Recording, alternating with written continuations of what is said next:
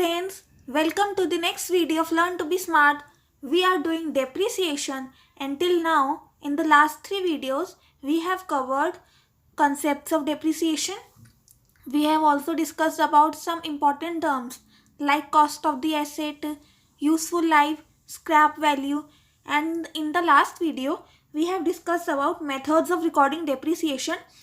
We have discussed that there are two methods. First is when provision for depreciation account is not maintained, and second is when provision for depreciation account is maintained. Now we are moving forward, and in this video we are going to discuss about methods of calculating depreciation. So in total we are going to discuss about two methods of calculating depreciation. First is straight line method and second is written down value method of depreciation. So first of all, in this video, we are going to cover straight line method of depreciation. So I am writing its name. Straight line method of depreciation. Straight line method, जैसे कि name ही suggest करे straight line, इसका क्या मतलब होता है, क्या रिफ्लेक्ट करता है? Depreciation every year is going to be same amount of depreciation is to be charged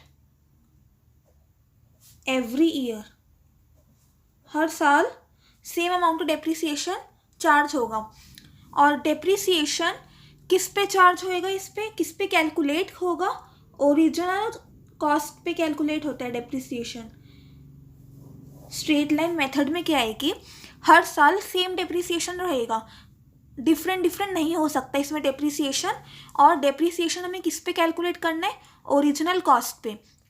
आपको क्वेश्चन में डेप्रिसिएशन का रेट गिवन होगा, हो सकता है 5%, 10%. तो आपको ओरिजिनल कॉस्ट पे वो रेट अप्लाई करना है और एवरी ईयर वो सेम अमाउंट ऑफ डेप्रिसिएशन होता है. और ओरिजिनल कॉस्ट क्या होती है ये हम ऑलरेडी देख चुके हैं, जिसमें हमने देखा था ना कॉस्ट क्या होती है. परचेज प्राइस होता है, परचेज प्राइस, इसमें फ्रेट भी ऐड कर देते हैं हम, और इसमें हम इंस्टॉलेशन का भी एक्सपेंस ऐड कर देते हैं.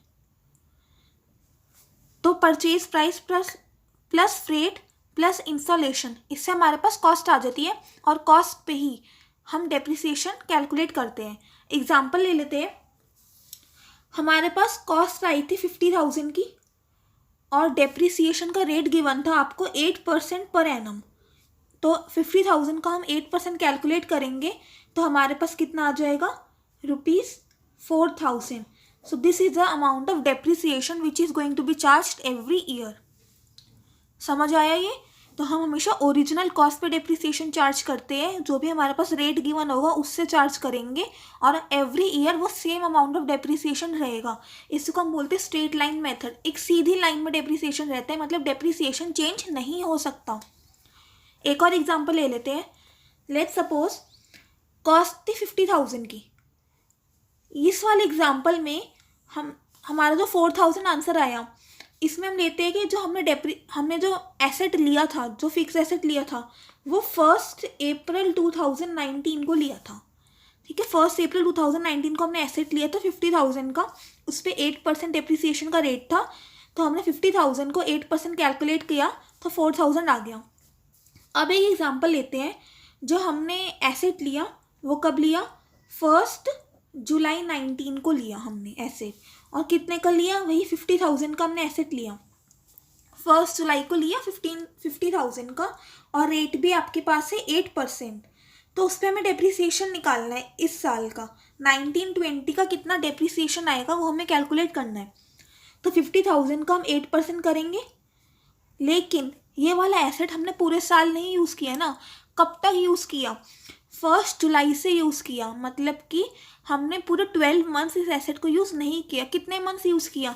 जुलाई, अगस्त, सितंबर, अक्टूबर, नवंबर, दिसंबर, जनवरी, फरवरी, मार्च. 9 मंथ्स हमने एसेट को यूज़ किया. तो डेप्रिसिएशन भी सिर्फ 9 मंथ्स का ही कैलकुलेट होगा. तो इसको हम करेंगे इंटू 9/12. 9 मंथ्स का डेप्रिसिएशन होगा, टोटल मंथ्स 12 मंथ्स होते हैं. तब हमारे पास का क्या अमाउंट आता है देखते हैं. 50,000 का अगर हम 8% कैलकुलेट करते हैं और उस पर हम इंटू 9 डिवाइडेड बाय 12, तो ये हमारे पास अमाउंट आ जाता है ₹3000। तो इस केस में एवरी ईयर 3000 का डेप्रिसिएशन आएगा। इतनी बात क्लियर हो गई आपको कि कब हमें पूरे साल का डेप्रिसिएशन लगाना होगा और कब हमें मिडल ऑफ द ईयर से डेप्रिसिएशन लगाना होगा। हमें देखना है इस वाली डेट को, हम ये स्टार्टिंग की ही डेट है ना, इसका मतलब हमने पूरे साल एसेट को यूज़ किया होगा, तो हमने डेप्रिसिएशन भी पूरे साल का लगा दिया। इसका मतलब हमने इसको क्या किया है, 12 मंथ्स यूज़ किया इंटू 12/12, 12 कैंसिल होके 1 ही तो हो जाता है, तो इसलिए हमने इसको सिंपल 50,000 इंटू 8% कर दिया। इसमें क्या किया, 1 जुलाई को हमने एसेट परचेज किया था, तो हमने सिर्फ 9 मंथ्स ही एसेट को यूज़ किया है, तो सिर्फ हम 9 मंथ्स का ही डेप्रिसिएशन कैलकुलेट करेंगे, जो हमारे पास आता है 3000 रुपीज़। और ये 8% का मतलब क्या हुआ, 8 डिवाइडेड बाय 100। अगर आपको 8% से समझ नहीं आ रहा तो आप इसको 8 डिवाइडेड बाय 100 भी लिख सकते हैं, कोई प्रॉब्लम नहीं है, आप जैसे करना चाहे वैसे कर सकते हैं। तो ये बात तो हो गई, जब आपके पास आपको कॉस्ट दे रखी है और रेट गिवन है, तो आप उससे कैलकुलेट कर सकते हो, जितने भी मंथ्स का आप डेप्रिसिएशन लगाना चाहते हो आप लगा सकते हो। अब हम बात करते हैं, अगर आपको क्वेश्चन में रेट गिवन नहीं है कि किस रेट से डेप्रिसिएशन लगाना है, तो आप डेप्रिसिएशन के अमाउंट को कैसे निकाल सकते हैं। तो अगर आपके पास रेट क्वेश्चन में गिवन नहीं होता, तो उसके लिए एक फॉर्मूला है डेप्रिसिएशन कैलकुलेट करने का। वो फॉर्मूला क्या है, depreciation is equal to cost minus scrap value upon useful life.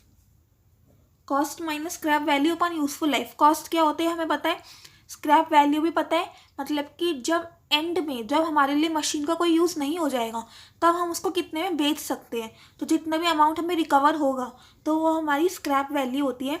और यूज़फुल लाइफ मतलब कितने साल मशीन की लाइफ है, वो मशीन जो या जो भी फिक्स्ड एसेट है वो हमारे पास कितने साल चलने वाला है। तो ये हमारे पास फॉर्मूला होता है, और इस फॉर्मूले का लॉजिक क्या होता है, आपने जितने की भी कॉस्ट परचेज करी थी, तो वो स्टार्टिंग बैलेंस था मशीनरी का, ये कोई भी एसेट था, और स्क्रैप वैल्यू मतलब एंड में वो कितने का बिकेगा। तो इसका मतलब क्या, उसकी वैल्यू कम हो जाती है ना, स्क्रैप वैल्यू कॉस्ट से ज़्यादा तो होगी नहीं।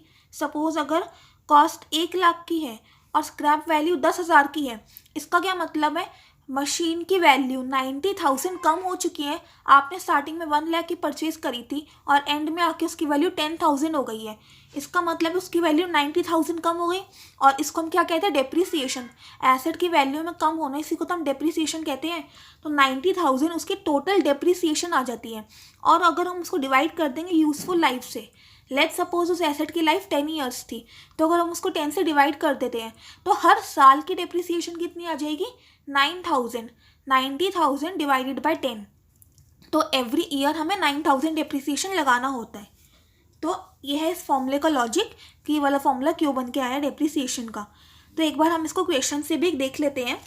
सपोज आपको क्वेश्चन में गिवन है, कॉस्ट है आपके पास ₹50,000, स्क्रैप वैल्यू गिवन है, स्क्रैप वैल्यू है ₹10,000, एंड यूजफुल लाइफ है, यूजफुल लाइफ कितनी है आपके पास, let's suppose 10 years. Useful life आपके पास 10 ईयर्स है, और आपको क्वेश्चन में क्या बोल रहे हैं निकालने को, you are required to calculate the amount of depreciation. एक तो आपको डेप्रिसिएशन कैलकुलेट करना है, हर साल कितना कितना डेप्रिसिएशन लगेगा, और दूसरा आपके पास एक और चीज़ कैलकुलेट करनी है, रेट ऑफ डेप्रिसिएशन। आपको रेट ऑफ डेप्रिसिएशन भी कैलकुलेट करनी है। तो हम देखते कैसे आता है। तो पहले हम बात करते हैं डेप्रिसिएशन हमें कैसे कैलकुलेट करना है। ये वाला फॉर्मूला यूज़ करेंगे, cost minus scrap value upon useful life. Cost है इसमें 50,000, सो हमारे पास डेप्रिसिएशन कितना आ गया, 50,000 माइनस स्क्रैप वैल्यू हमारे पास है 10,000 माइनस 10,000 अपॉन यूजफुल लाइफ है हमारे पास 10 ईयर्स, तो डिवाइडेड बाय 10। तो ये हमारे पास आ जाता है 40,000 अपॉन 10 इज इक्वल टू ₹4,000। तो ये हर साल 4,000 का डेप्रिसिएशन चार्ज होने वाला है, इस फॉर्मूले से ये आया। और दूसरा बात, हमें रेट ऑफ डेप्रिसिएशन भी निकालना है। तो रेट ऑफ डेप्रिसिएशन हम कैसे निकालेंगे, तो देखो रेट ऑफ डेप्रिसिएशन हम निकाल सकते हैं, depreciation divided by cost into 100। Rate हम हमेशा परसेंटेज में निकालते हैं, तो इसको हमें मल्टीप्लाई बाय 100 करना होगा। तो डेप्रिसिएशन हमारे पास थे इसमें 4000, कॉस्ट थे हमारे पास 50,000।